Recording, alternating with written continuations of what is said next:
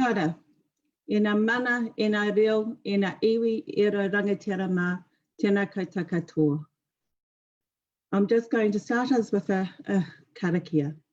E te atua, kia hora te mārino, kia whakapapa paunamu te moana, hei huarahi mā tātou I te rangi nei, aroha atu, aroha mai, tātou ia tātou katoa, āmene. May peace be widespread, may the sea be the greenstone, a pathway for us all this day. Give love, receive love, let us show respect for each other. Amen.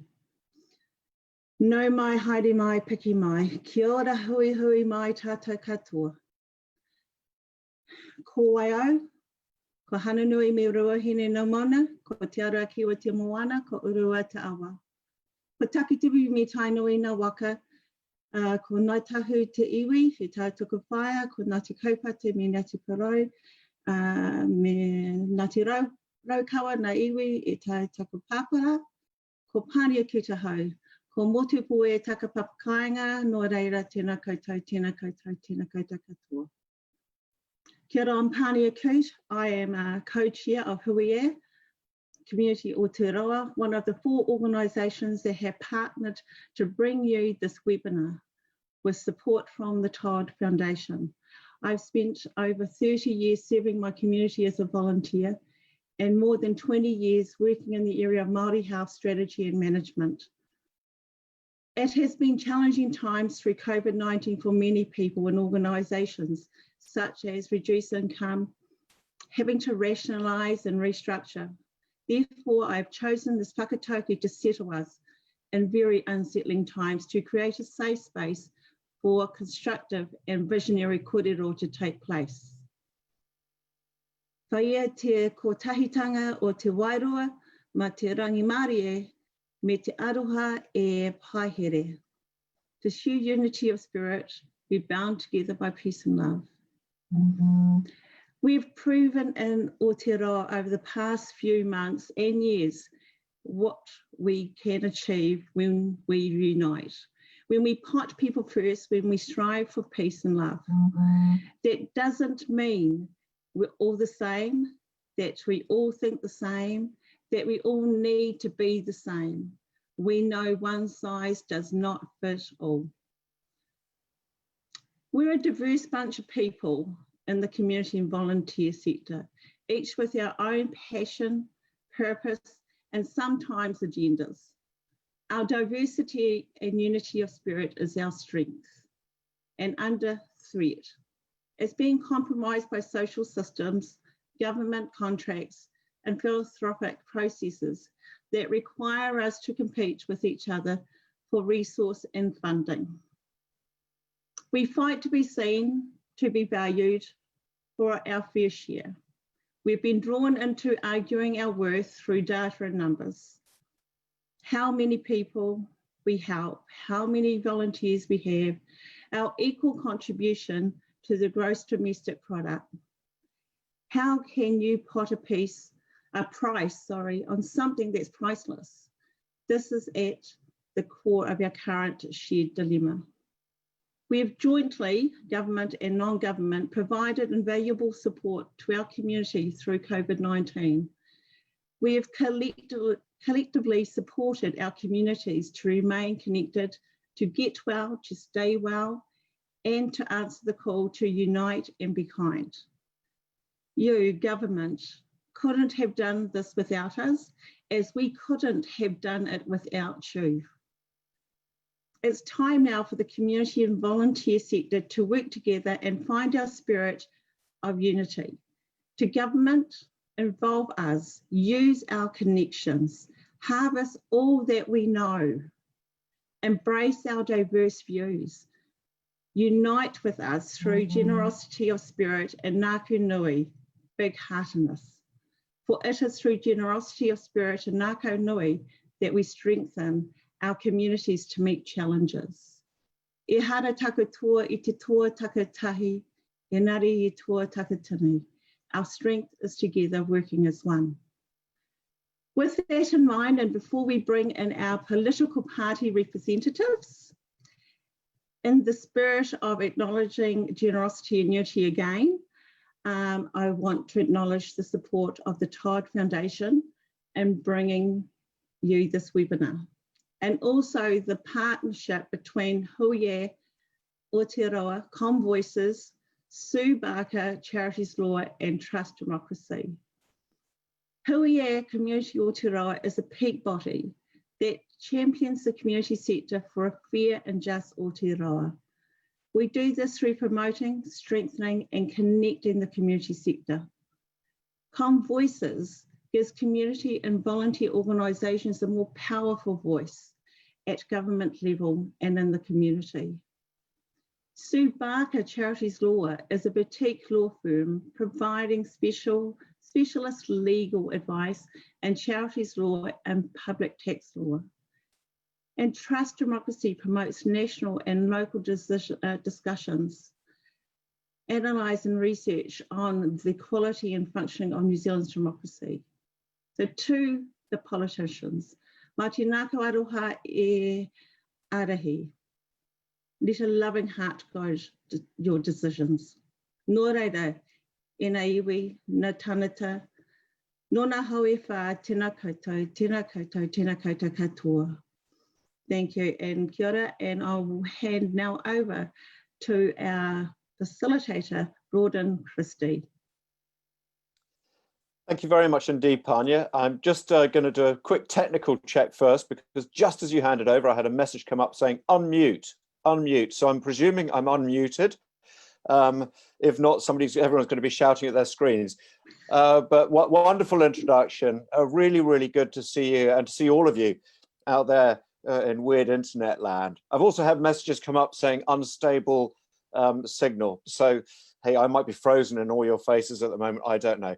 But a huge thank you to everyone for tuning in for this afternoon's webinar. It is a huge privilege for me to be able to play a role here. I've been lucky enough to have worked in the community sector since my TV days with a couple of small charities, trying desperately to raise awareness of the work they do, and through that awareness, trying to raise the dollars that they need to allow the brilliant people working in the sector need to make the difference they want to make, and to do it sustainably, because without the dollars, it is just not sustainable. It's not going to last.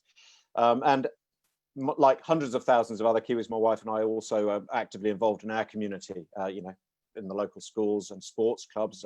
Why do we and hundreds of thousands of others do it? Because we want to help. We want to learn, we want to connect, and we want to build a thriving community around us. And we know if we don't do it, nobody will.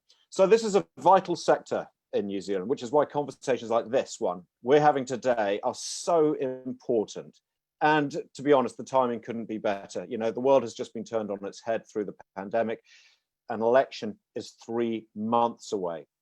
So fingers crossed, Zoom tech and Wi-Fi don't let us down, and we can create some forward movement for your sector if you're watching today, or if you get the opportunity to watch this later on afterwards.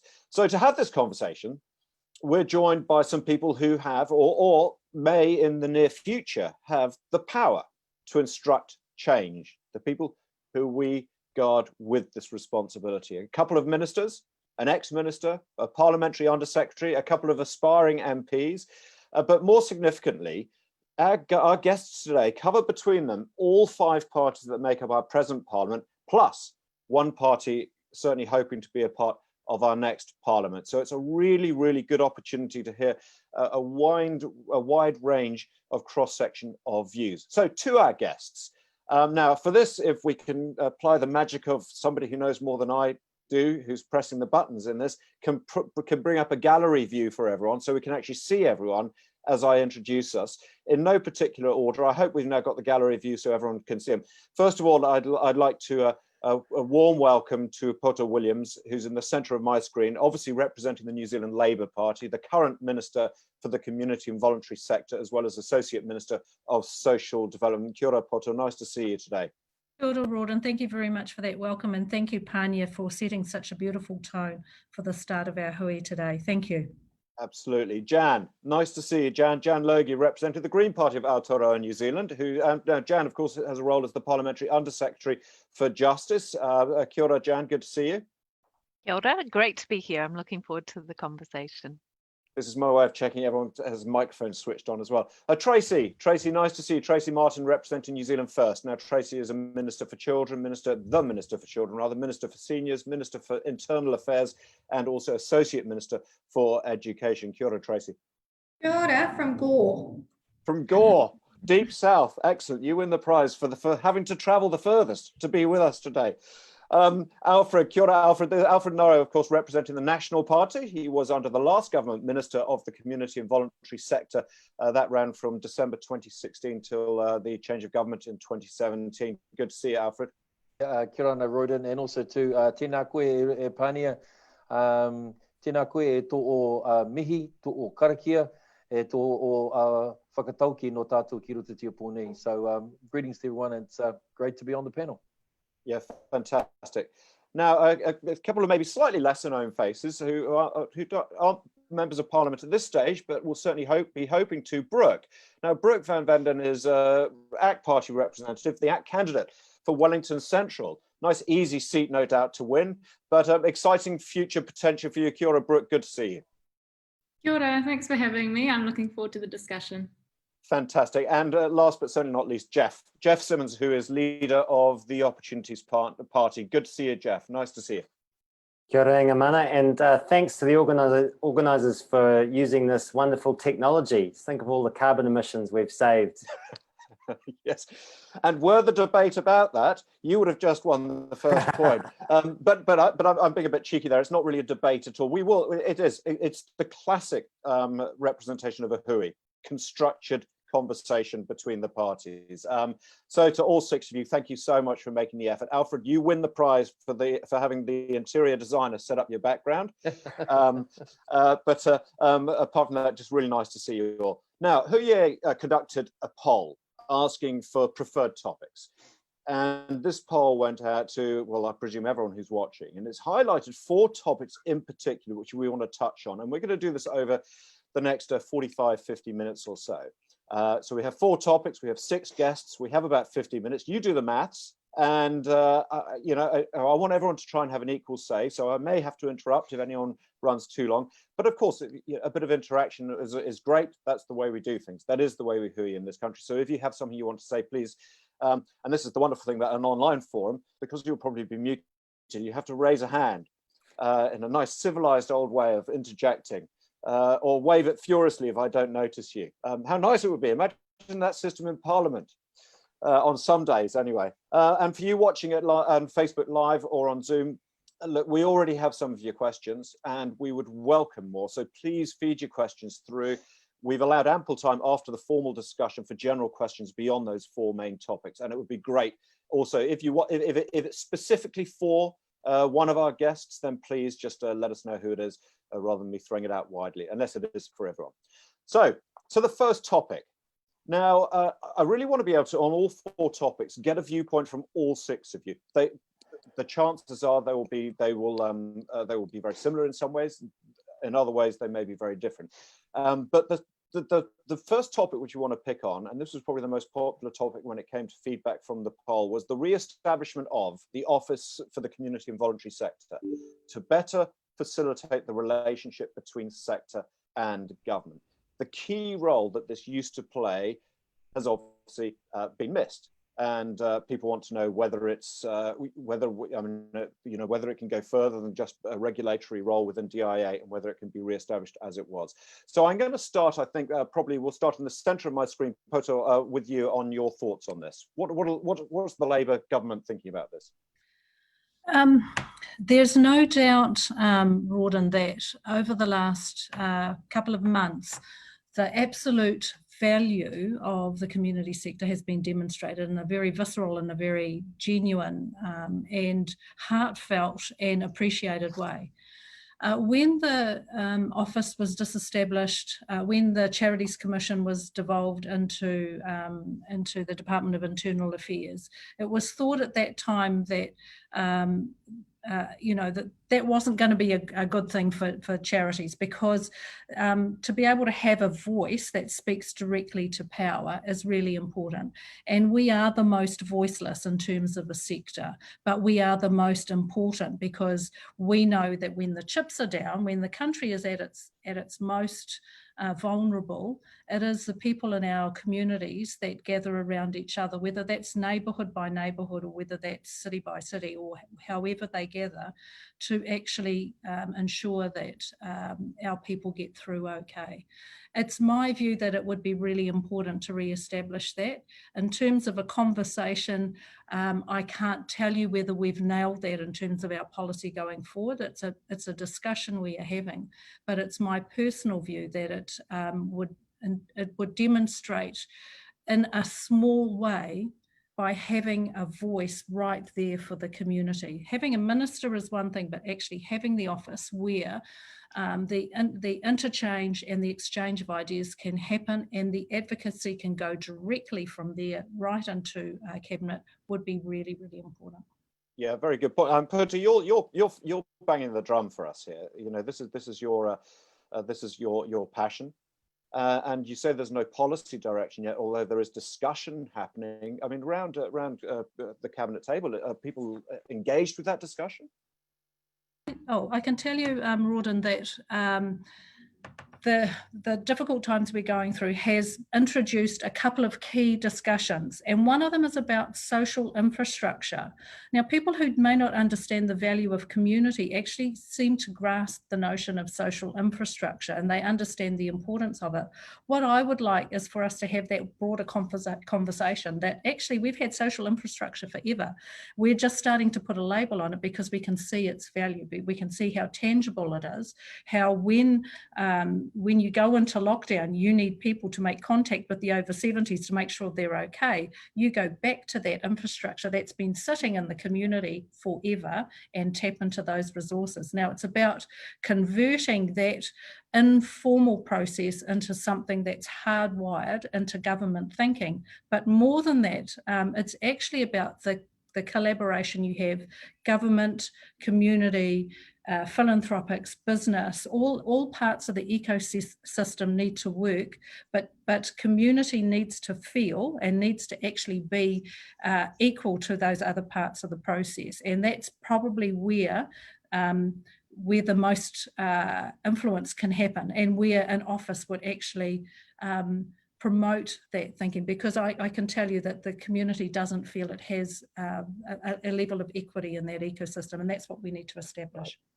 Jan, you're nodding your head, so I'm going to come to you next, because you're obviously are you on the same page?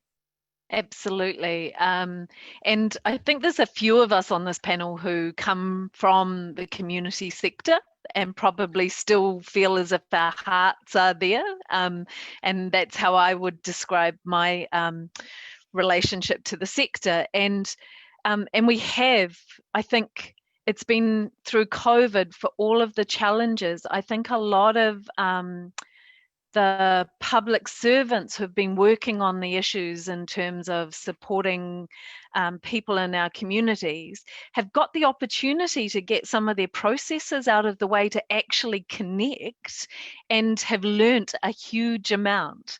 I think there's a new level of awareness of the value within government through our government agencies. The Greens have policy around the office and about the importance of having that whole of government work program about supporting the community and voluntary and tangata whenua sector.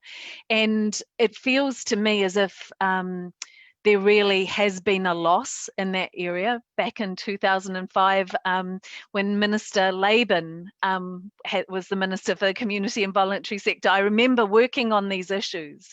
And I want to acknowledge the frustration from the sector that we're back having these conversations again about funding, about being acknowledged and recognised, about the fact that actually this is where the work happens, and central government relies 100% on our community networks and organisations to be able to deliver on our policy agendas, and that reality is not properly recognised yet. And I do want to say, so there's the role of regulation, there's the connecting and networking, there's the upskilling within government agencies, and that's the office plays a key role. Another part for me and the Greens is actually resourcing the sector to do more of its own research and advocacy and training. And that I think those three things sit together, along with a minister who's passionate, which we have at the moment, that the Greens would like to see more senior in cabinet, to be able to help acknowledge and make the change in terms of liberating the potential of our partnerships of working together. Jan, thank you for that. Tracey, I'll come to you. New Zealand First, have you got a policy here? Obviously, Jan mentioned that they are looking at this from a policy perspective. What? Okay, first of all, Rawdon, I'm hoping that you can hear me. There is no Labour government. I need to check you on that. There is no Labour government. When you asked Poto, you said, what is the Labour government position? Fair enough. There is a coalition government with a supply and confidence partner. Sorry, a Labour-led government, my mistake, absolutely taken. Coalition Tracey. Government, but that's fine, we'll go there. So if you want New Zealand First position, it is that there does need, the office of the community and voluntary sector must be more dominant. What I know is, and it's the same for the Office of Seniors, is because they are inside another department, when it comes to budget time, it is virtually impossible for them to gain the budget that they need to support the sector that actually needs to be supported. Nor do they have the level of mana inside the current place that they can advocate for a complete change to the funding system that is still too siloed and too contract per person basis to change the way that the government funds each community. I mean, I'm down here in Gore because I'm here with the Hukanui-Hawanui, which used to be the Hukanui Highway. And that's been funded by the PGF, but to the value of 2.1 million. That's a bucket of money in the middle. That community knows what success looks like. They all sit at the table. They all get their ego out of it. And they say, who's best placed here to help that family or that young person or that senior? And that's what the contracting needs to be. And without shifting the mana of the office that both Poto and Alfred have held, we won't get the change we need to the funding structure that needs to happen for community. So, Alfred, I'll come to you then. The coalition government, apologies again for that, Tracey, had charged you saying, you know, were you to again take up a ministerial role, were there to be a national-led coalition government or whatever it may be, is this something which you would reconsider, putting the funding in to be able to re-establish the office? Well, just a shout out to Tracey, who's down in Gore. When I was down there, they gave me a bottle of Hukanui Swill, and it was back in the days when they're running moonshine from down there, so I know the name and the place well. And so I'm sure that maybe that she'll be partaking of some of that a bit later on the day. But I mean, the thing is that we're all saying the same thing, and that is that we need a systems change. And we agree with that. So it's not just about having an office for an office sake. It's about how do we actually put the right resource, and at the moment there is not enough resource, and when I was the minister there wasn't. But before you do that, you've got to get the thinking right in a sense. So what sort of change you want in the system? One of the things that we initiated, and when I became the minister, I came at the end of the budget round, but I managed to sneak into the Prime Minister's, at that time, Bill English, and get some money out of his fund. And we put some funds into Akina, which was around social enterprise. And that was rethinking around how do we think about resourcing and funding for the sector? Because the way that it was set up at the moment, and still is set up at the moment, and a lot of it's hand to mouth. And so there's changes that need to happen on the inside of Parliament, both in regulation and in funding, but there all needs to be a reframe in the whole system around charities, philanthropy, and so forth, and how we actually exercise our roles of responsibility.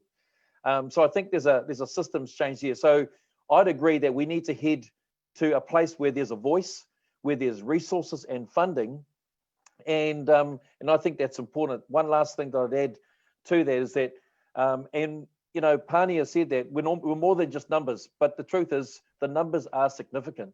114,000 not-for-profit organisations, 28,000 charitable registered trusts in New Zealand. They've equated to $9.4 billion of what we accrue every year to the GDP. So the numbers are important because what it shows, and I've always said this, our NGO and our volunteering sector are the backbone of our country. But in order for that to be recognised, we have to realise part of the systems change and the thinking change. Social development is not separate from economic development. They need to go hand in hand. And if we don't change that thinking and validate that, then what we end up having is that we end up in the same situation that we're in it now, disempowered, without a voice, and not really getting the traction that I think that we can, as we've shown during the lockdown. Yeah, and so actually, from what you say, Alfred, it sort of makes sense that you do potentially reintegrate the office back into the Ministry for Social Development if they go so hand in hand. Another number for you, the numbers you just quoted, 159 million hours in volunteer hours. 159 million hours in volunteer hours. That's extraordinary. Brooke, this idea, it's funny because we started melding into funding. Of course, it's inevitable, which was our second topic, but I don't mind that. But from an ACT perspective, you know, you have a very free market approach. What are your thoughts about re-establishing an office for the community and voluntary sector? Well, ACT doesn't have a policy on re-establishing the office. But I think what I'm hearing is that the issues that are driving community groups to actually want to re-establish this office is that potentially that they're not being heard by the government, and they don't feel that the government understands the issues that they face on a day-to-day, and then potentially not taking their policy decisions on board. My fear is that if this was re-established, that it would just become an office that the government would be able to kick community groups to and say, oh, well, you know, we're listening to you, but not actually an office that has the ability to then force the government to actually take those concerns on board. But you're right in that we do, I guess, come to the voluntary sector from a different angle, and that we say, you know, we actually have a lot of values that are similar, which is community groups, private charity, and getting out amongst the community, because we believe that people of a community understand their community better than the government does. And so I think there is a alignment there, but also there's a difference in that we believe that people are the ones who know what's best to do with their money, rather than having it through government funding. Yeah. Okay. And so now let's move to you, Geoff, because and that, you know, that's a slightly different viewpoint from Brooke. Geoff, I don't know where the Opportunities Party would sit on this. And that's one of the beauties of having a new party. Yeah, well, kind of, you know, we take a mixture of views. We try to take the best views from right across all political parties, Rawdon, and bring a new angle to it. And I think the big thing about the voluntary and community sector, and one of Tautoko or Alfred's comment about social enterprise too, which I think a lot of voluntary and community sector organisations, you know, are sort of crossing into as well. We need to consider that angle as well. They play an incredibly huge role in our society, as other people have said. You know, volunteering and unpaid work is the backbone of our economy, really. And the big barrier that we see is actually the mindset of government, the top-down mindset within government, which is, you know, we design everything in the ivory towers and then send it down to community groups to deliver.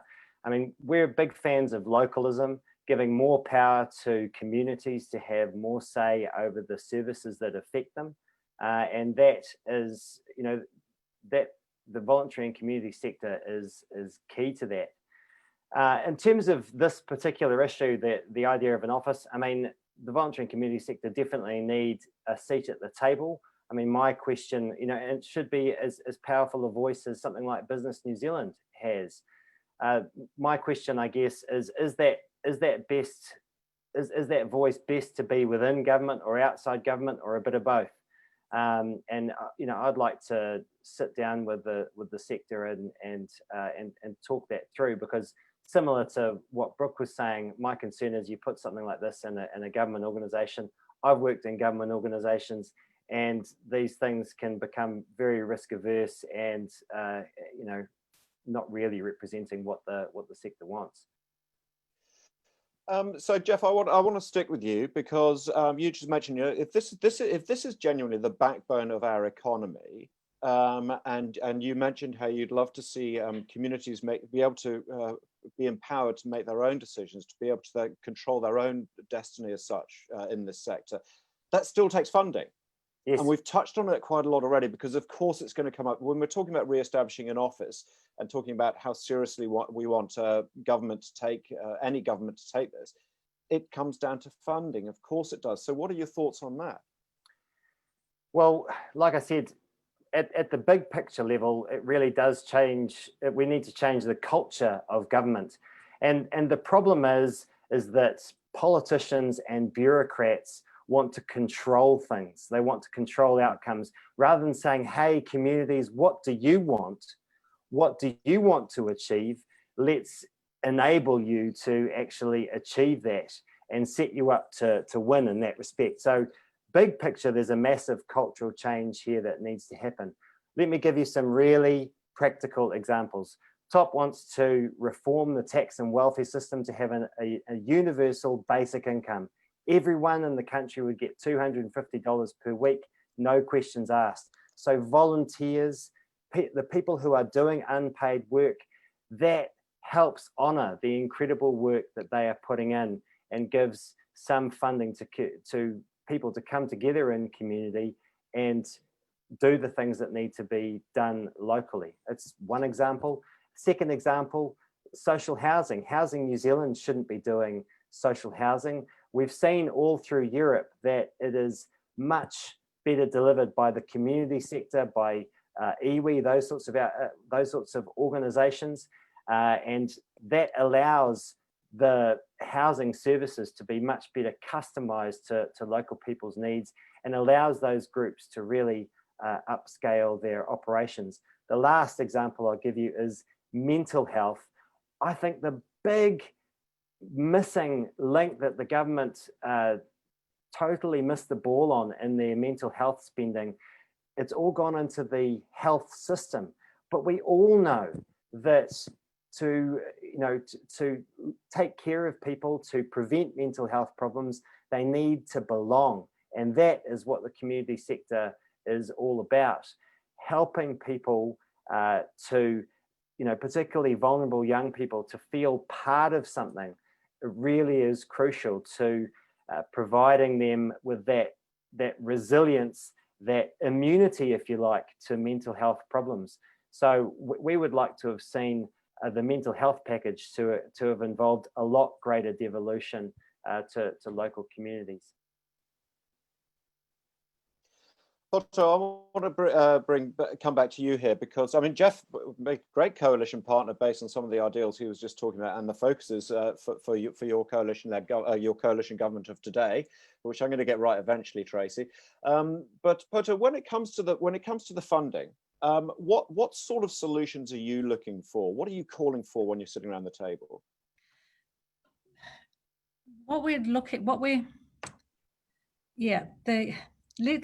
Let's be really clear. There's probably never going to be enough to deal with some of the issues that we face as a community. One of the conversations that I've been having in recent times with some of the peak bodies, some community organisations, and some of the philanthropics is looking at the ecosystem of the community and voluntary sector to recognise where everybody has got a role to play. Now, the government will always have a role in terms of health, in education, and in housing.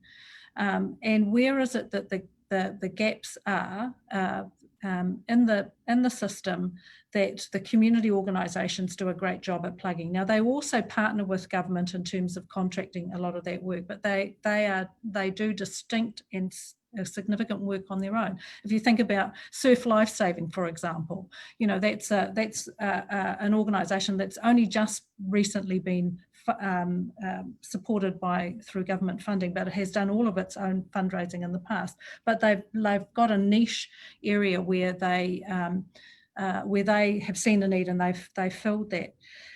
We have to have a conversation as a sector about what are our priorities, and then who is best placed to support that, whether it is through philanthropy or others. The other conversation that's a little bit that causes some consternation to people is how we source funding for community organisations. And I know that Minister Martin will have some contribution to this, because we've got this tension currently where some of our community organisations are funded through the proceeds of gambling, for example. Now, if we didn't have that, some of the great work that our community organisations do wouldn't happen. So what is it that we have to have this conversation at some point. If we don't have that source of funding, where does it come from? What my big philosophy, Rawdon, and this is I guess it's the one thing I want to put on the table, is that government policy shouldn't be directed by government. And if the community felt that it was an equal partner in the discussion, then they would know that, because they would be driving government policy. And I think if there's one thing that I would really like to achieve is doing the structural change that allows community to really drive government policy. That would be where the decisions about what priorities government should fund, and we currently have, within the coalition government, we have this notion of well-being, and it's at the core of what we do. It's only really going to be effective if the people for whom this matters the most are able to drive those outcomes. And I would like to see that we are setting up a structure for that. Whether it comes through an office or what, I'm not entirely sure, but I don't think that we can, I don't think that we're going to get the kinds of outcomes that our community deserves without actually having them as equal partner to government, to business, to philanthropics, and yes, social enterprise has a place, but it's not the entire answer. And when we're looking at changes in regulation, for example, or changes in legislation, we have to factor in that social enterprise is an important part of it, because it allows charities and community organisations to raise their own funds and to use them as they would like. But it's not the whole answer. Government definitely has a responsibility in this space, as do philanthropics. Tracey, your view on this? Yeah, well, so first of all, it's always interests me that people talk about we're going to do a pilot with the community and voluntary sector, and then they need to become sustainable. So I think the first thing that we have to do when we're talking about funding is realise that the majority of the work that the community and voluntary sector do is not something that you can sustain through charging somebody after 2 years of a pilot. So the government needs to get its head, and I'm not talking about just our government, I'm talking about government and the bureaucracy upon which government works, needs to get its head around the fact that helping people isn't about charging people. And what we're talking about here is community. We're talking about prevention and early intervention. It's one of the major drivers in the work that I do in the Ministry for Children, is to try and shift the funding investment towards prevention and early intervention, so that families aren't under such stress that their children come into our care. To do that, we need to offer help before people actually end up in crisis. So Poto knows that there are two places that I've sort of been looking at around how can we create more consistent funding from government. And I agree with Geoff, which is unusual for me, but I agree with Geoff from this perspective.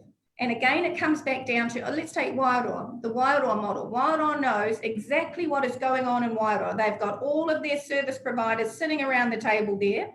And as an example of the prevention that Wairoa does is, when they know that there's a pregnant mum somebody goes and knocks on the door, not Oranga Tamariki, somebody goes and knocks on the door and says, congratulations, we know you're expecting, we're going to, any help you need, we're going to provide it. Free dental, free doctor's visits, free transport to any maternity appointments.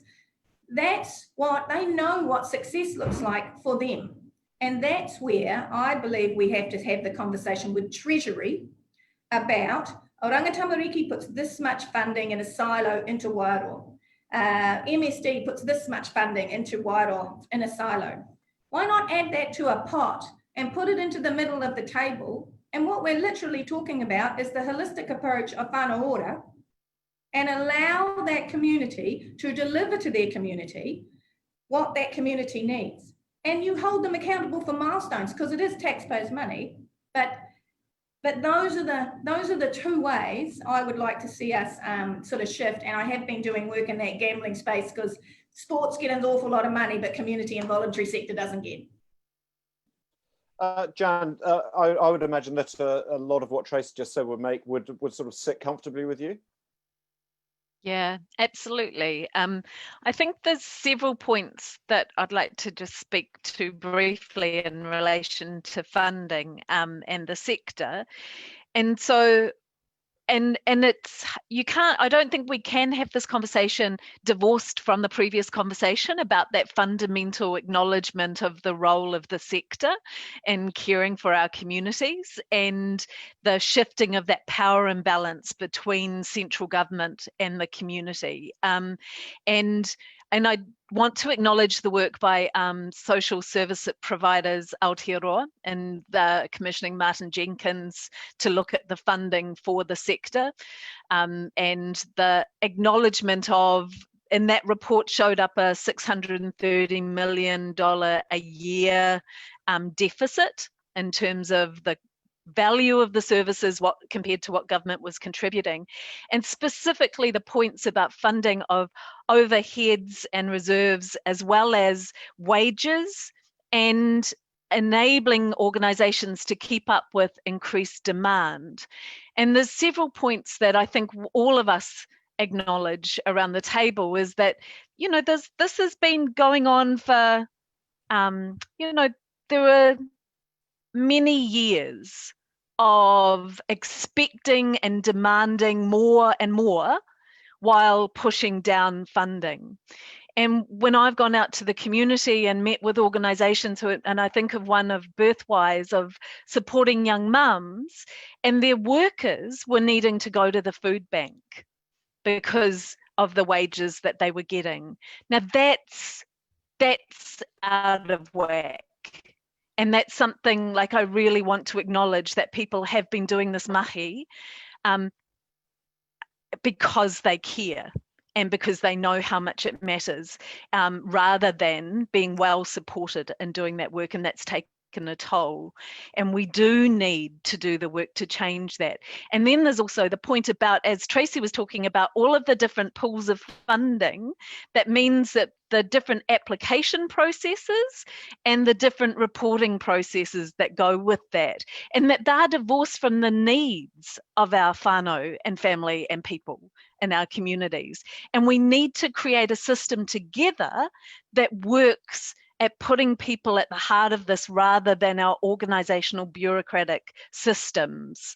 And that's going to require a bit of a quiet revolution, I think. But I'm hearing in this, you know, that there is, and I've heard those conversations happening, an interest in doing that, a desire to do that. It's just finding the pathways to work out how we do that. And I also just want to acknowledge too that within this is about the co-design. And that goes back to that point of, we need to do this together. There's a huge amount of work to do, but the potential of getting this right is amazing. And just to address the point around social enterprise, and I've been through back in the day training from DIA on social entrepreneurism, to be able to support the organisation I was working for and being able to generate our own income stream, because government funding wasn't secure. And it was meant to be supportive.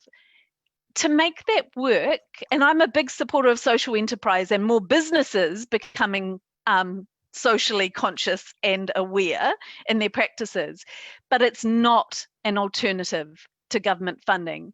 It requires a huge amount of focus and skill, and you put your organisation and your funding at risk by entering into that stream of work. Some have done it amazingly successfully, and I'm in awe of them, but it is not for everyone, and government shouldn't be pushing it as an alternative. Thanks for that, Jan. Brooke, tell me where the ACT Party sits on. I mean, is this genuinely something which is on the table with you guys? Is how we're going to fund this phenomenally significant sector, given the huge economic contribution that the community sector makes to New Zealand?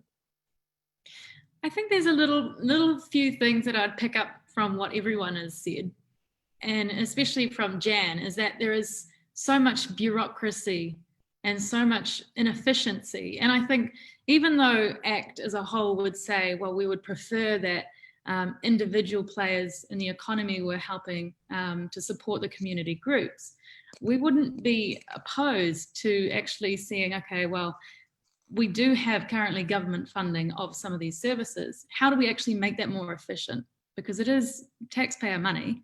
And if it's going into a wasted area, I mean, absolutely, we would support making it a more efficient system for that reason. So that's quite. So your funding solution is just efficiency.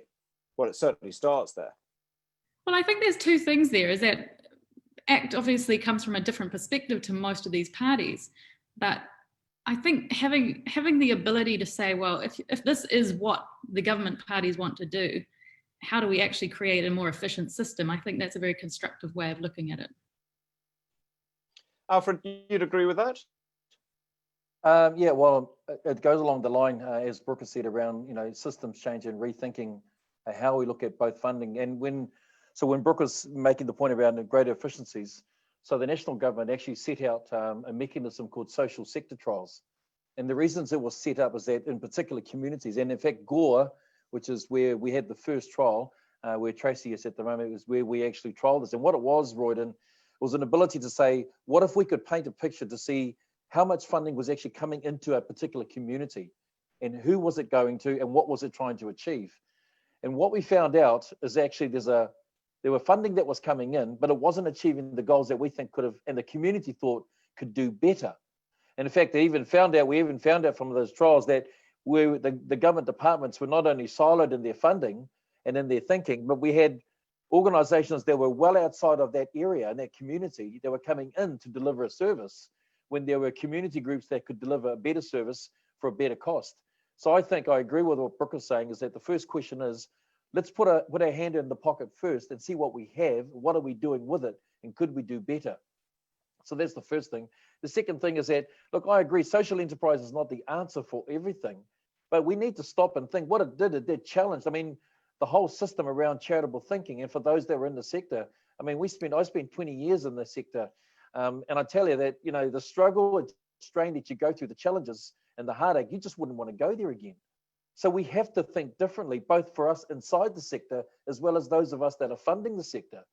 And I can tell you this now, we all used to think like, hey, that's great, we're charitable. Just because we put our hand up and saying that we want to help the people, it's like saying, I'm the priest and God says this and you can't challenge it. Well, you can challenge the priest, okay? And you can challenge those respectfully. Just because you put your hand up to do good doesn't mean everyone is doing the way that we could, or could we improve? Could we do it better?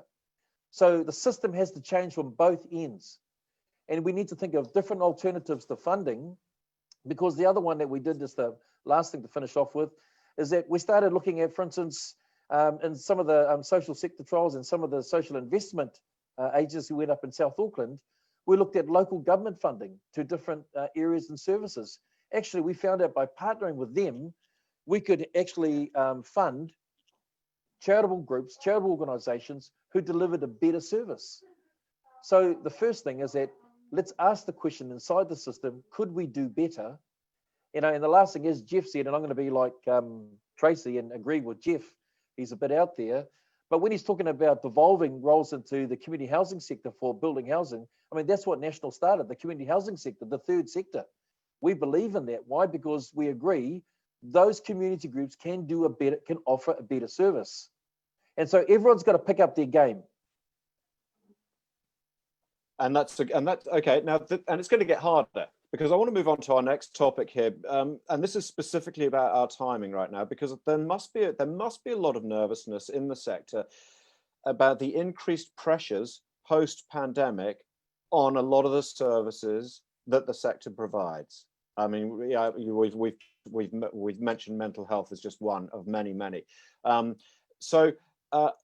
How is each party going to take that challenge and try and generate potential for the community to build back better? We've seen the hashtag build back better. What are you going to do, each party, given the increased pressures from this post-COVID world we're in now, and potentially there may be fewer volunteers available? What are you going to do to try and help communities not just survive, but to build back better? It's a bit of a philosophical question, which is why I'm going to start with Poto. Thanks, Rawdon. Firstly, I just want to go back to a little bit of the last conversation and just say a couple of things. The first thing I want to say that if you're a community organisation that has completely untagged funding, so it's not tagged to government or to an outcome, that the empowerment that you have to be able to do what you like with that funding is enormous, and you can create wonderful things from that. The second thing I want to say is actually structurally, there are a couple of pieces of work that are happening, and that is looking at the Public Finance Act and looking at the State Sector Act. So the Public Finance Act is how those pockets of money actually are dispersed to wherever to create that. Now, the Public Finance Act requires you from each bucket that you take $1 to report back to that bucket how you spent that $1. Now, if it speaks to what Minister Martin was saying about being much more, or it might have been you, Jan, where you look at actually what are the outcomes that are needed, who is driving the need for these outcomes, and you fund that. And it may be that that requires a cross-government but we have to look at the structure of the Public Finance Act in order for that to happen. But that will drive much more equitable outcomes that are much more about what the community needs. The other thing is about the public servants themselves, and that over time, the public servants have become less about public and less about service and more about business and more about efficiency. And we have to actually return the public service to their core, which is about serving the public and the public need. I just wanted to say that, and I think that's a piece of work that this government, as a collective of 3 parties, has really gotten in behind and has done some significant work on that. And when we're looking at what we have to do going forward, the conversations that I'm having with people now is they absolutely recognise that the system is broken, that we cannot rely on government because government in itself implies and applies a whole lot of pressure for particular outcomes. Because let's face it, this is political. And community is not political. Community is about need. So my philosophy and the stuff that I've been talking about is actually restoring some balance to the system where we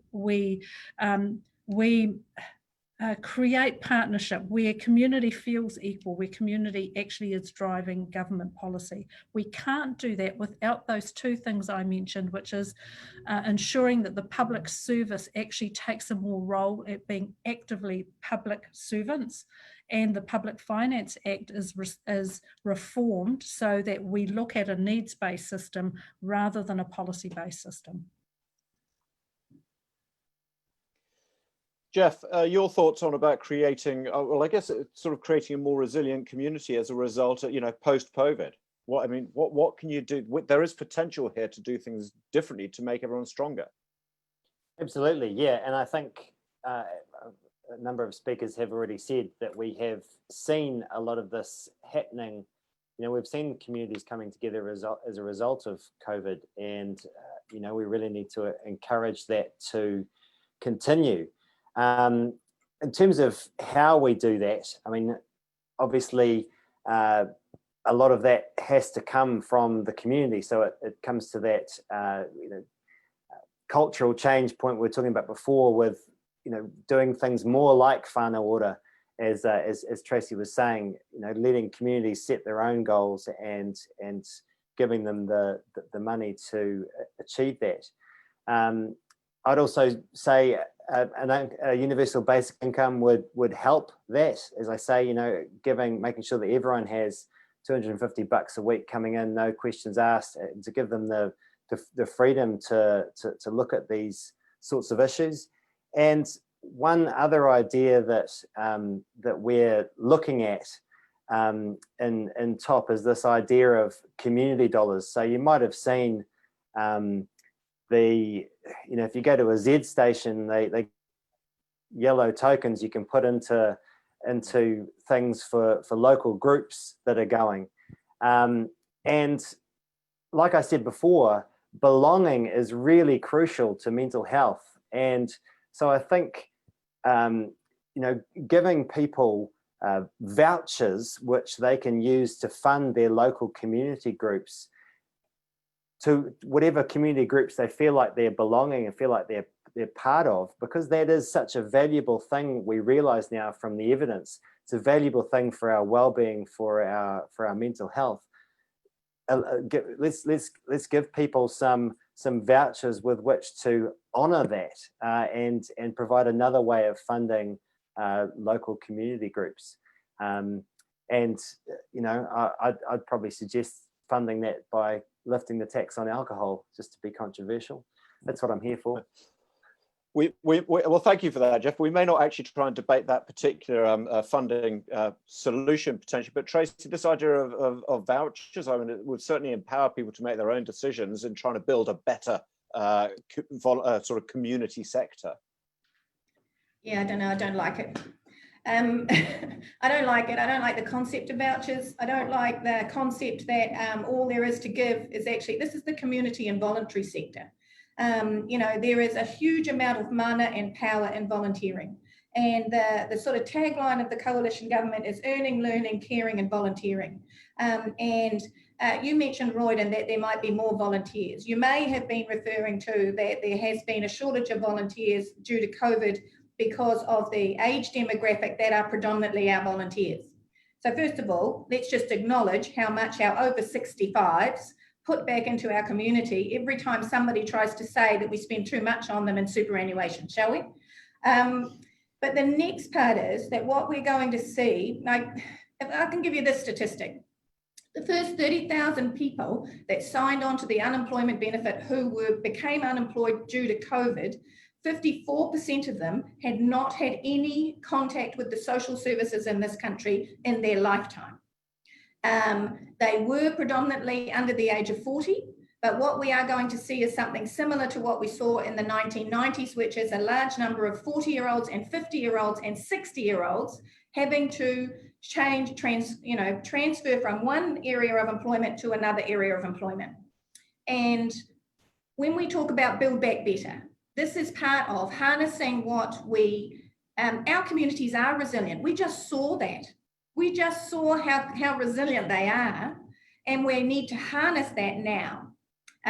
One of the things that we have done recently, last week, was announce, $30 million out of a $60 million fund to train up 170 librarians across the country, so that those who will not walk into a Work and Income New Zealand office, and I go to the Greens, and actually this is a reset moment for many people who are going to find themselves having to go and ask for assistance from the state.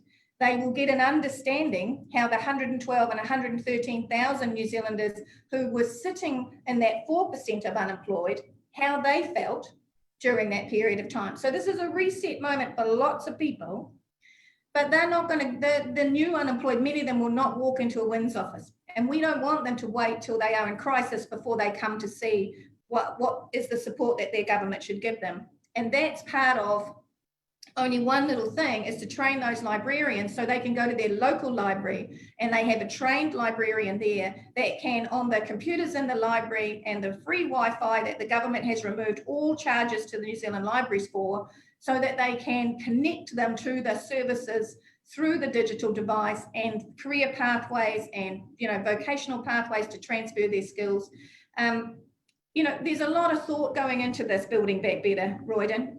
We're not sitting here on our hands. We are aware of the challenge for our country and we are concentrating on it daily. Brooke, do you think they are not sitting on their hands? Or actually, let's be slightly more positive about this. Let's not turn this into a criticism so much, but let's actually look on where you think the ACT Party would do things a little bit differently to build back even better. I mean, we would do everything different to what the government has currently done. We've put out our alternative budget, which had a 6-point plan. And I note that the National Party still hasn't come out with one. But I just wanted to talk very briefly about agreeing with Poto on one issue, which is she mentioned the community groups not getting government funding and having the ability to have diversity outside of government control. And I think that's kind of where we see a fear after this this COVID lockdown and community groups, I guess, having less funding because of that. Is that people wanting to take up more government funding, but it essentially will create, I guess, more wings of government departments rather than these diverse community groups with the ability that they currently have to do a range of tasks that they might not under a government contract. But I just want to say that I think the community has grown through this crisis. And I think we've seen that even with, you know, people checking up on their neighbours, going and delivering shopping for them or picking up groceries. And I think there is a community focus that will be coming out of this, which is very beneficial, but also some of the community groups that have been affected. I mean, I got an email this morning from Wellington Help saying, usually in March, this is our biggest time for a collection because of our annual street appeal, but we haven't been able to do that. So we're behind on funding. And I think a lot of people will be hearing that call from the community groups that we need to all together, band together. And I think there will be a lot of outpouring of support for those community groups. Now, yeah, and look at the beauty of our conversation we're having here of this hui is a lot of these topics are melding into each other, and some of the questions which are coming through are, again, they're saying the same things. We have heard a lot of intention here, and it's about what can actually be done, what's supporting of volunteering or voluntary supporting volunteering as a concept or voluntary organizations. What does that support actually look like? And Maggie's asked the question saying, what is your party's plan to foster a partnership with the NGO world? And I think the two of them probably sit quite closely together. Alfred, we're interested to know what National's plan might be to try and actually generate a really honest partnership to support the voluntary organizations. So, you know, I want to go back to some of the work that Bill English had set us, and when Poto was talking about the Public Finance Act, so he set that work in place because he challenged government to say for every dollar that we invest, how do we know we're creating better outcomes? He also backed that up by saying that the best answers don't come from Wellington bureaucracy, they come from community. And so one of the things that we were tasked with is to go out and to generate, you know, genuine forms of, you know, participation, you know, with our community groups. And look, I agree with what Geoff said, you know, just before, and also Jan Logie talked about. The thing is we want to be careful, obviously, we don't just set up mechanisms like offices and they become a token way of saying, look, we've engaged. I've been involved previously before coming to Parliament with community-led development. And I know that Inspiring Communities is leading a lot of that work. And community development is not about top-down or bottom-up. Actually, it's about side by side. And it's actually some of the work that we did in the community volunteer sector is introducing that whole understanding about how do we have community-led type of development. In other words, consultation is not just going out and then you've predetermined the lines of inquiry, you know what you want to get to, but actually you genuinely say and you sit down, look, here's what we put on the table, here's what we know. We've got resources, we've got understanding to move big forms of mechanisms that we have in place in government and systems. But in actual fact, the truth is, you understand better what works best. And Tracey said it, the reasons why we partnered with Whānau Ora is because Tariana Turia said, actually, this works best for Māori. And so National's a big supporter in self-determination, mana motahaki. That's what that value system is. It goes right to the heart of our core. It's actually about saying less of government, more of community. What is it that you understand works best? If you think about, and if we want to go down that track with Māori, for instance, Te Wānanga came out of a National Party initiative. Why? Because it was, again, them saying they know best. Waitangi Tribunal, kohanga reo. I can go on and on. What I'm trying to get to is first principles. And that is, if you truly want to know what that is, and I want to remove the word partnership, because we keep using it as a default mechanism, but partnership has a definition around an equitable stance of this is yours and this is mine. A relationship is about saying, my strengths cover your weaknesses, your strengths cover my weaknesses. Why don't we work on this collectively together? Part of what I was putting forces back into communities. And you know, in every relationship, and we've heard a lot about. I think I love that idea of sort of framing partnerships into relationships, and I'm sure that everybody here would agree that that's a positive way of looking at it to an extent. Who is the we? Because this is a question which is coming from Lynette, and Jan, I'm going to put this question to you. It's been put to you specifically by Lynette. Who is we? Because we hear a lot about we need to do this together. We need to co-design. And this is specifically talking about the West Auckland community sector is ready for this conversation, ready to co-design, but with whom? Who should this relationship be built with?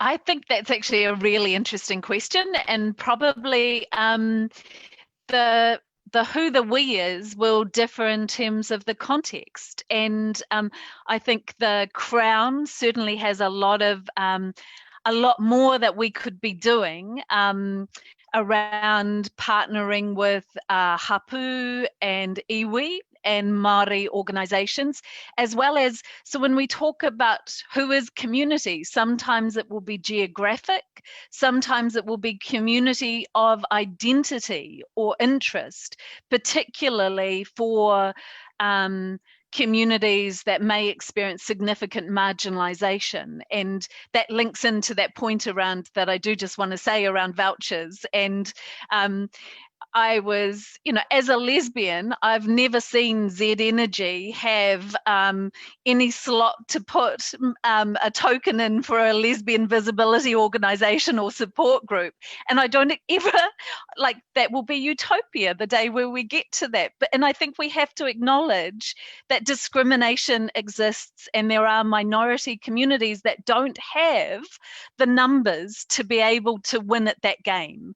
And that also comes into play when we're talking about defining who is the we, and that will be contextual, but the point is having the knowledge within government and strong enough resource in the community to be able to work that out and to have the commitment to doing it. I want to stay on the relationship theme here, and this is a question to Poto. I've got it. Well, it's a question from Garth. Kia ora, Minister. Labour had an election policy of, quote, determining the best structural mechanism for strengthening the relationship between government and the sector, unquote. Will that occur before the election? Can you just tell me that last bit? Will the mechanism occur before the election? The policy of determining the best structural mechanism. So determining the structural mechanism. Will that occur before the election? Yes, it will, and we're engaged in having conversations to determine what that should look like, and speaking with NGOs and with community organisations and with you know, peak bodies and the like right now to make sure that we're getting that right.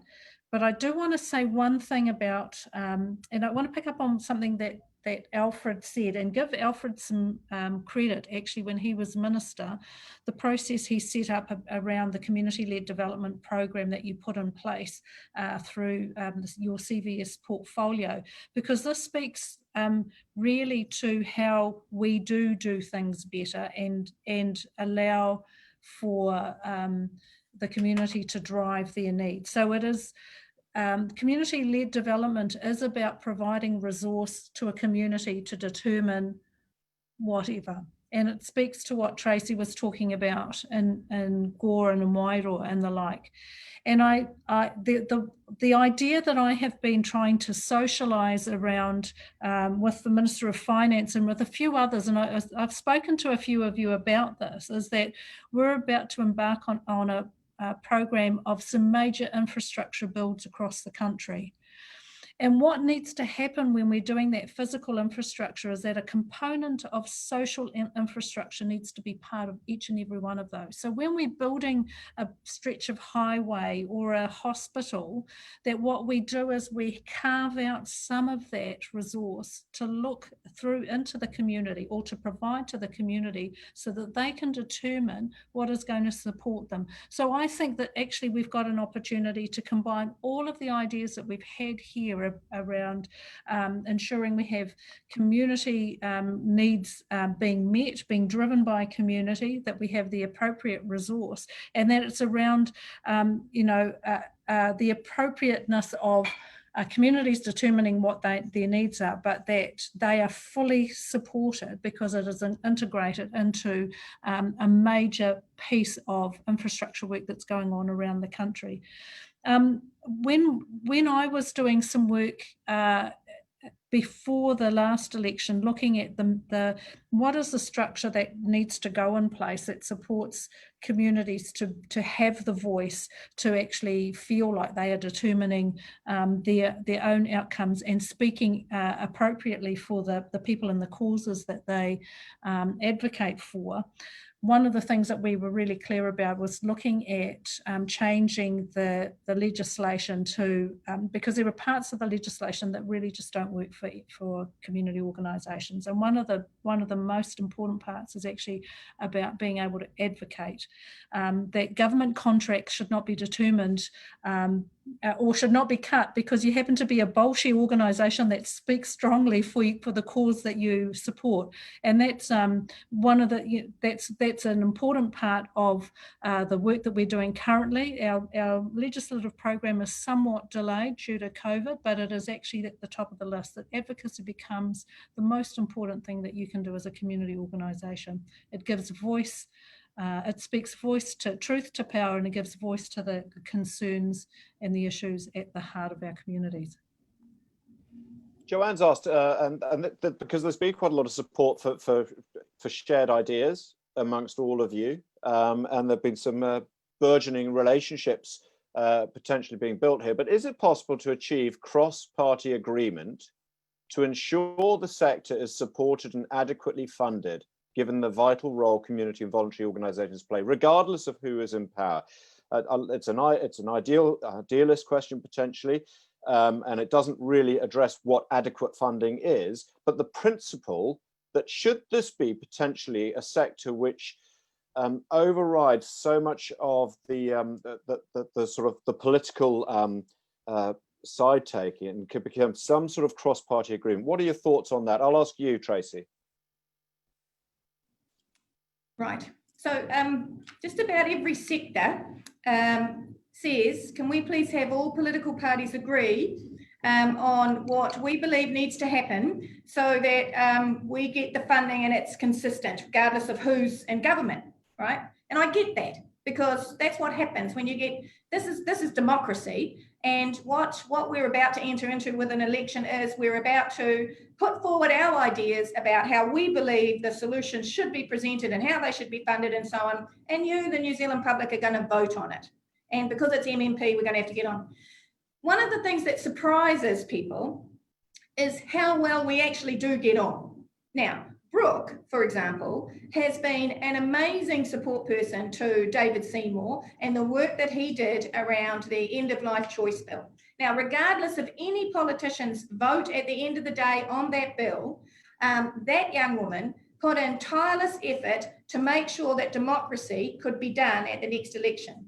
Geoff, for example, while I don't like vouchers, and I actually don't particularly like the way he talks about seniors, I had a greater deal of admiration for a person. I know what it's like to keep a political party going, particularly when you're out of Parliament. So, and Alfred and I, with regard to the children's portfolio, I'll back him and Anne Tolley and what they started and the pathway they started, and I try to keep him in the loop of it. Jan and Poto and I work together in multiple ways and multiple portfolios.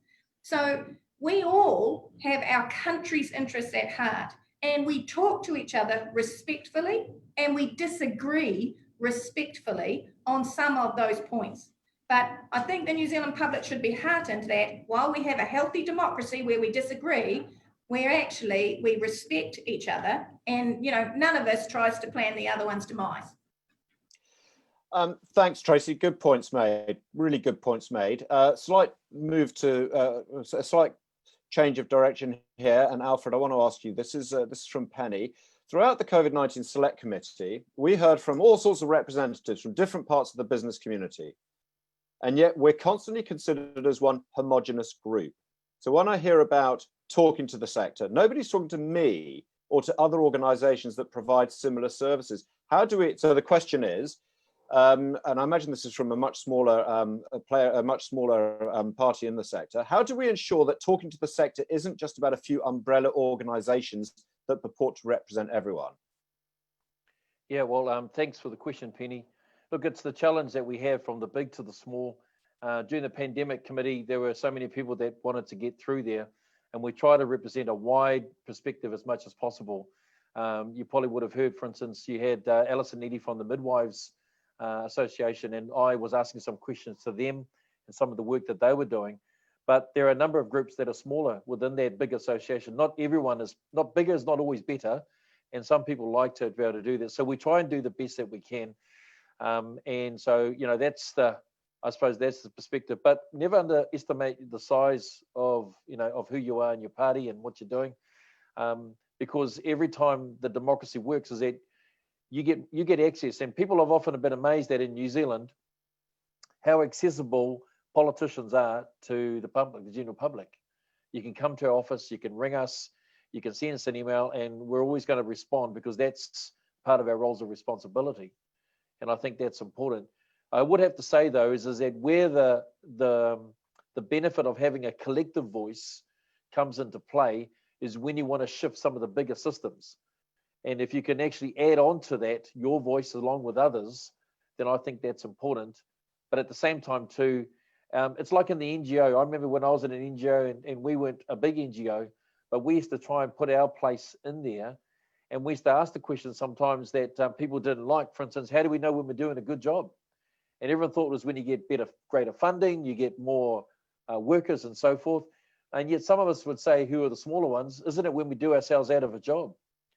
And then your ability to be smaller, nimble, and to be able to make a difference is similar to our economy is based on small to medium enterprises, 20 or less employees that make up the bigger whole. So I would say that all power to your voice and your ability to be able to advocate for your community and for your people. Thank you, Alfred.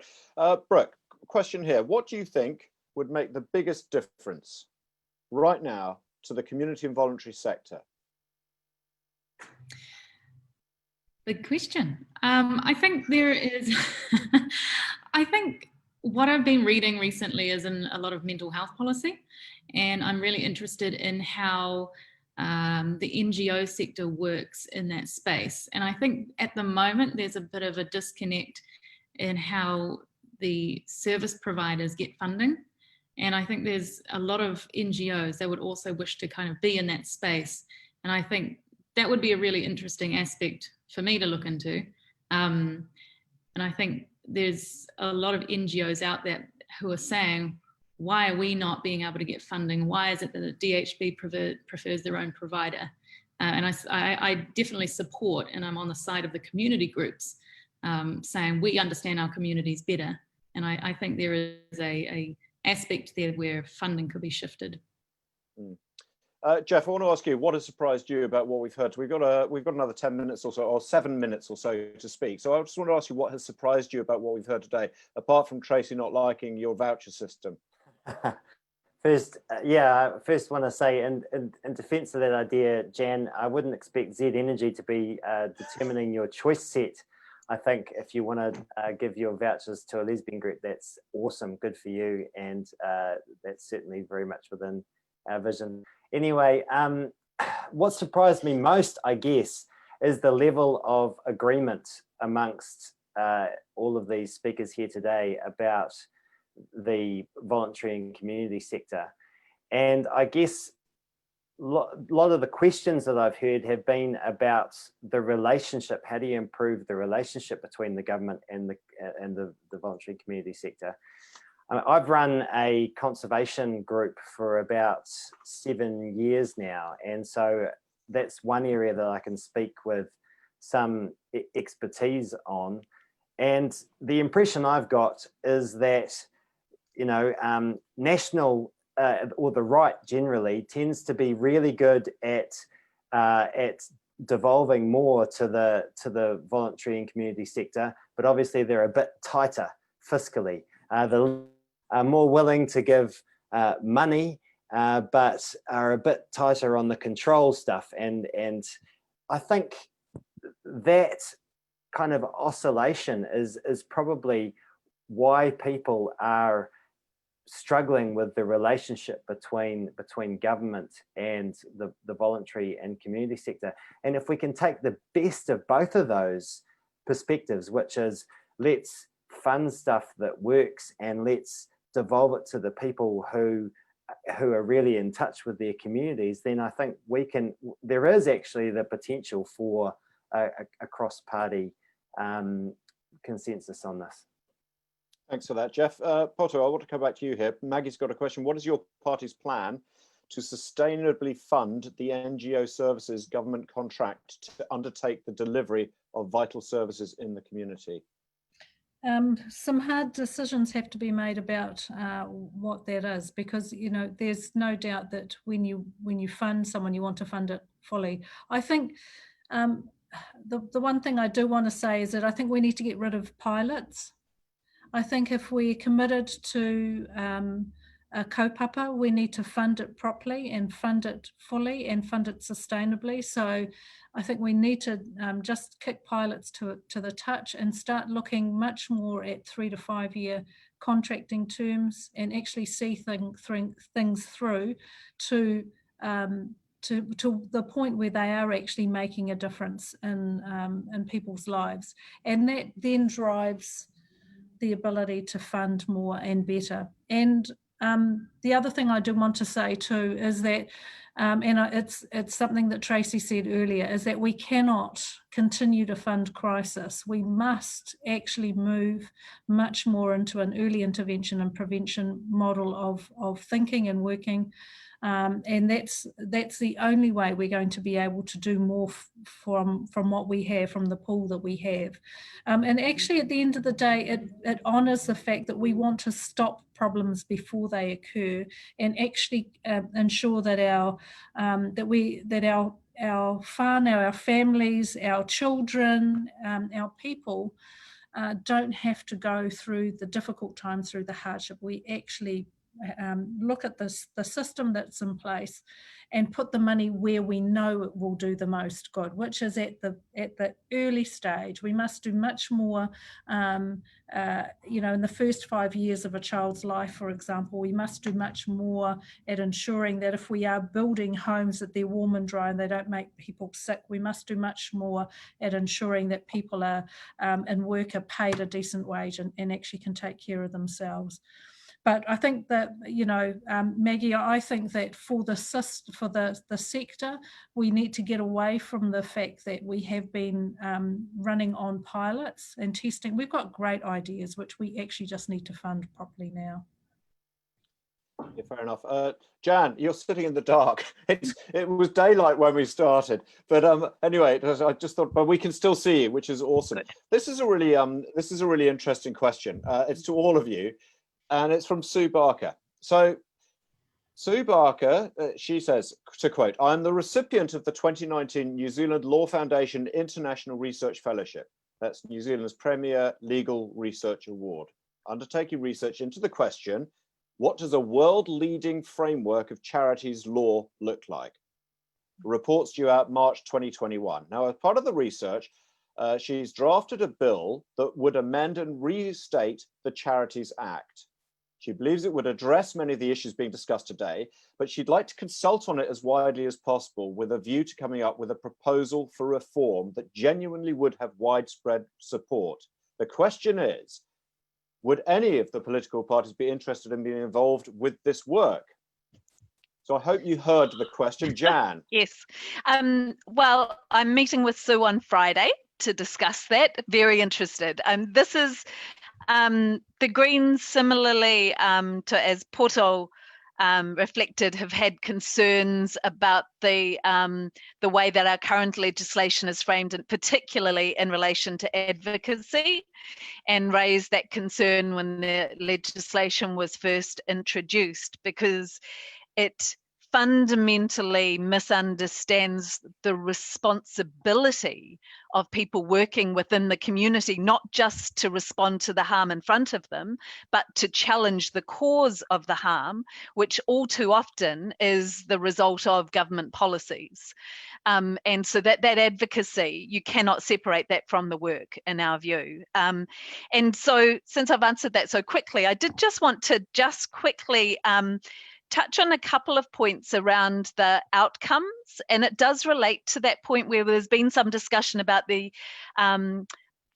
value of shifting rather from contract outputs to outcomes, which is something we really support, but being mindful of the difficulty and the irresponsibility, in my view, of holding community organisations entirely responsible for the outcomes when government policy settings, in terms of, if you look at and having enough housing, and that housing being warm and dry, and ensuring that nobody's forced into poverty through work, or income support levels being too low, actually those policies are fundamental to outcomes. So we can't hold community organisations responsible for the outcomes for people and not hold government accountable. So we've got to find a way to develop outcomes that share that around and recognise the complexity of social change, and enables us all to work together to affect those positive outcomes.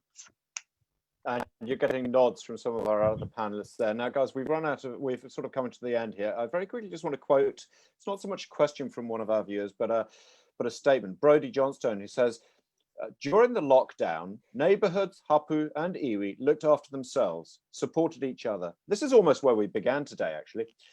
Given the success of community-led development, and the communities, hapu and iwi, looked out for each other, how will this success be built upon? This is communities, hapu, iwi, directly resourced to address their own aspirations. Often agencies can just get in the way. We haven't got time to answer that question, but I just thought it was a really interesting perspective when we were talking about this post-COVID world, how much we had observed about how we behave within our communities, and the fact that this success should be built upon, which we did touch on a wee bit earlier. It is almost 5:30, which is when we all come to an end on this virtual hui. I personally just want to thank the 6 panelists, Brooke, Geoff, Poto, Jan, Tracey and Alfred, for giving us so much time this afternoon and making it such a fun discussion for me and hopefully for our viewers. And on that note, from myself, I'll hand back now to Panya.